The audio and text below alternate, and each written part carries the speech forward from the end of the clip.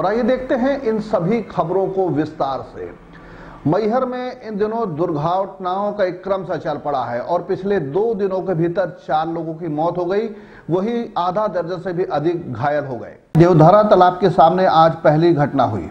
इस घटना में इको स्पोर्ट्स कार ने 4 लोगों को ठोकर मार दी, जिसमें 2 साल के बच्चे की घटना स्थल पर ही मौत हो गई।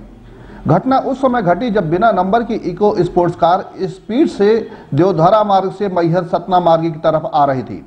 बताया जाता है कि चालक पूरी तरह लापरवाही से कार चला रहा था, जिसके कारण रोड के किनारे में झाड़ू बनाने वाले एक ही परिवार के 4 लोगों के ऊपर वो कार चढ़ाते हुए निकल गया।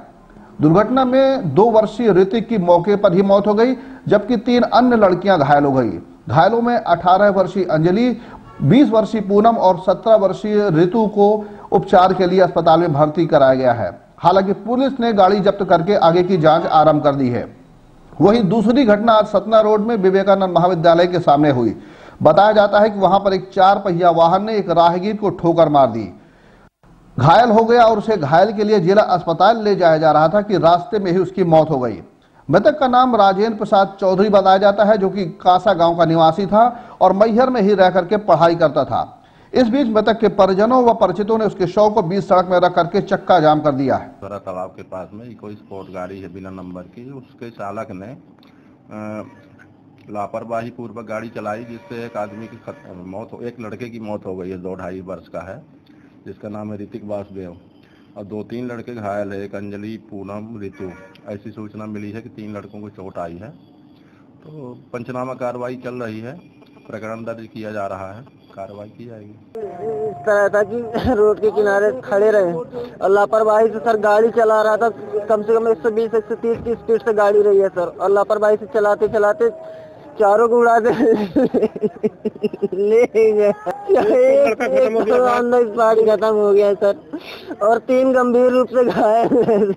और अब हम बात करने जा रहे हैं देवी जी धाम में संचालित वृद्धाश्रम की। दरअसल वृद्धाश्रम 2002 से संचालित है और इसके कर्मचारी बाकायदे काम कर रहे हैं, लेकिन पिछले 6 महीने से इन्हें वेतन नहीं मिला और हालत यहां तक पहुंच गई कि ये उधार मांगकर अपने परिवार का भरण पोषण करने को मजबूर हो गए। वृद्धाश्रम 2002 में 6 कर्मचारी कार्यरत हुए और इनकी नियुक्ति सक्षम नियोक्ता द्वारा वेतनमान पर चित्रकूट वृद्धाश्रम में की गई थी। 2002 में जब मैहर शारदा प्रबंध समिति द्वारा वृद्धाश्रम संचालन के लिए तैयार हुआ, तो जिला योजना समिति द्वारा संकल्पित प्रस्ताव के माध्यम से इनकी सेवाएं चित्रकूट से मैहर स्थानांतरित कर दी गई और तब से इन्हें शारदा प्रबंधक समिति को सौंप दिया गया। ये लगातार प्रबंधक समिति द्वारा समय समय पर दिए गए उत्तरदायित्वों का निर्वहन करते आ रहे हैं। अब जब इनकी वेतन विसंगति शारदा देवी मंदिर प्रबंध समिति द्वारा प्रस्ताव अनुमोदन के पश्चात उसका लाभ देने की बात आई, तो अन्य कर्मचारियों की ईर्ष्या के कारण उनकी शिकायत कर दी गई और इस शिकायत पर बिना छानबीन किए इनका वेतन रोक दिया गया, जबकि इससे पूर्व लगातार वेतन एवं अन्य भत्तों का लाभ इन्हें मिलता रहा है। नियुक्त कर्मचारियों को पिछले 6 माह से वेतन नहीं मिल पाया है। वृद्धाश्रम में पदस्थ कर्मचारियों को वेतन बिना किसी पूर्व सूचना के जुलाई से ही रोक दिया गया है। इन कर्मचारियों के सामने अब जीवन जीने का संकट उत्पन्न हो गया है। यह सभी कर्मचारी एसडीएम, प्रशासक, कलेक्टर सभी से बार-बार मिल चुके हैं, पर किसी के द्वारा उन्हें आज तक कोई संतोषजनक जवाब नहीं दिया जा रहा है। वेतन संबंधित कोई भी पूर्व सूचना, नोटिस या जानकारी इन्हें दी भी नहीं गई है। वृद्धाश्रम पदस्थ कर्मचारियों को उधारी मांगकर फिलहाल काम चलाना पड़ रहा है। लंबे समय से वो अपने बच्चों के विद्यालयों की फीस भी नहीं जमा कर पा रहे हैं और थक हार कर कुछ बोलकर सोचने भी घबराने लगे हैं। वहीं लेखापाल ने बताया कि हमें अब आत्मग्लानि होने लगी है। साथ ही चौकीदार बाबूराम साकेत ने भी कहा कि लगता है कि अब हम आत्महत्या ही क्यों न कर लें। शारदा देवी मंदिर प्रबंध समिति के प्रशासक एवं एसडीएम हेमकरण धुर्वे इन्हें समिति कर्मचारी मानने से इनकार करते हैं, जबकि यही कर्मचारी सुरेंद्र गर्ग वर्तमान में शारदा देवी मंदिर प्रबंध समिति में स्टोर प्रभारी भी हैं, जो पूर्व में प्रशासक के आदेश पर बनाए गए थे और पूरा का पूरा काम स्टोर कीपर की तरह ही देख रहे हैं। फिर भी एसडीएम प्रशासक का गैर जिम्मेदाराना जवाब समझ से परे है। अब देखना यह होगा कि इन सभी परिवार के पालन पोषण के लिए सरकार कितना संज्ञान में लेती है या परिवार के कोई भी सदस्य कभी भी ग्लानिवश आत्महत्या न कर लें।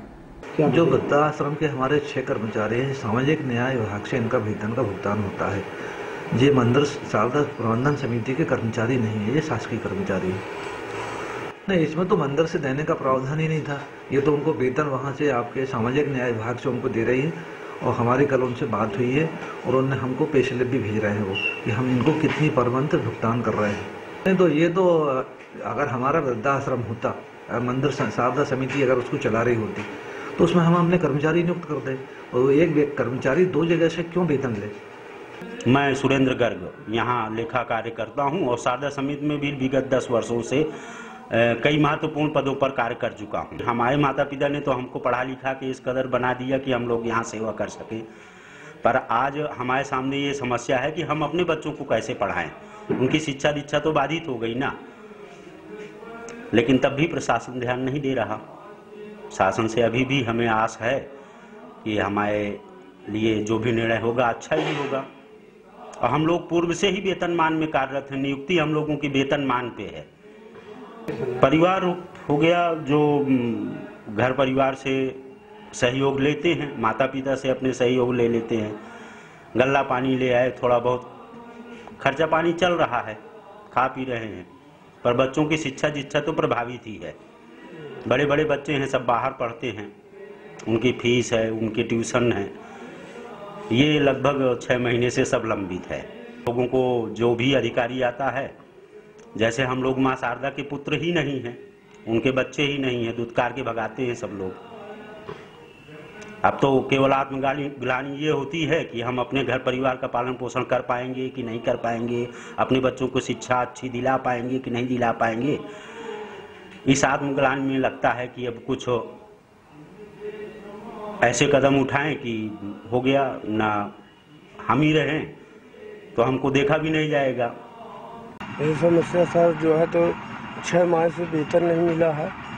हम लड़के बच्चों को अपने कपड़े नहीं पहनने के खरीद सकते, न पेन कापी खरीद सकते हैं। बहुत समस्या सर, कोई अधिकारी सुनता नहीं, न SDM न कलेक्टर नहीं सुन रहे। अब क्या करेंगे सर, जीने का हक नहीं। मुख्यमंत्री साहब कह रहे हैं कि लड़का पढ़ाओ, तो कहाँ से पढ़ाएं जब हमारा जो है तो मेहनत का पैसा नहीं मिल रहा, तो कहाँ से जो है तो हम पढ़ाएं लिखाएं, कैसे करें। आत्महत्या लगता है कर ले, जब हमारा पैसा जो है तो नहीं मिल रहा 6 माह से, तो अब क्या करें, कोई सुन नहीं रहा। 24 घंटा रातों के रहता हूँ, भोजन भी बनवाता हूँ और झाड़ू भी लगा लेता हूँ। कोई वृद्धा बीमार पड़ा तो हॉस्पिटल भी ले जाता हूँ।